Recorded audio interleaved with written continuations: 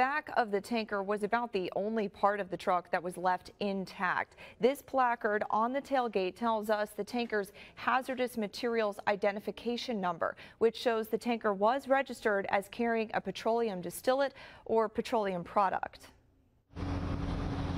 Plumes of black smoke could be seen for miles when this tanker overturned today on I-10. That's because it was carrying a highly flammable material, as evidenced by the placard on the back of the scorched tanker.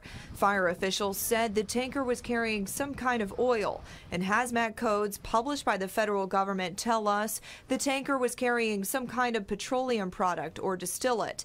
The CDC says inhalation of that material can cause dizziness, nausea, and irritation in the nose and throat. While today's scary scene on I-10 may seem like something you would only see in a movie, it's more common than you might think. Just yesterday in Kentucky, a major highway was closed for several hours after a gasoline tanker overturned. And 3 weeks ago in Missouri, crews fought this impressive blaze after a tanker carrying ethanol crashed, shutting down a stretch of interstate for 2.5 hours. And who could forget this terrifying explosion in West Mobile less than a month ago?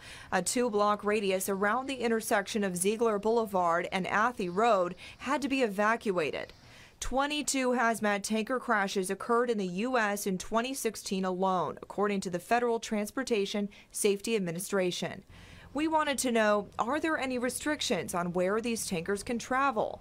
Well, here on the Gulf Coast, tankers carrying hazardous materials aren't allowed to use either the Wallace or the Bankhead tunnels. They're required to use the Africatown Bridge instead. But that's the only restricted route to tankers in Alabama. Now, also still intact on the back of the trailer is the license plate, which shows the truck was registered in Texas. However, police tell me because the tanker was so badly burned, they're still not sure who owned it. Now, we did just get an email from the Alabama Department of Environmental Management. A spokesperson tells me, quote, the department has been in contact with the on-scene primary responders, including the Mobile Fire Department, Haz-Mat team, and the Emergency Management Agency, or EMA. The department continues to be available to on-scene agencies to provide technical assistance regarding environmental regulatory concerns. We'll, of course, be keeping you updated as we learn more from officials. Byron?